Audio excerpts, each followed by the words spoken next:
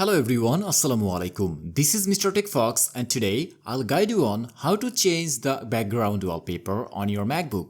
Whether you want to add a personal touch with your favorite photo or just refresh your desktop with a new wallpaper, this tutorial will help you to do it easily. If this helps, please consider subscribing this channel. So first of all, click on the Apple logo in the top left corner of your screen and choose System Settings. And in the System Settings, choose Wallpaper.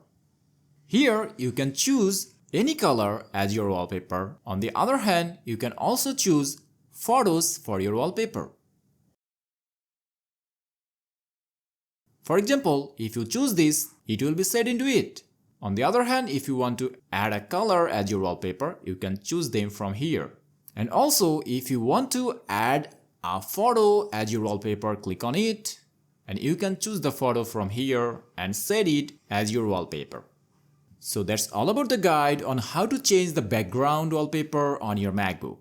Thanks for watching. Allah Hafiz.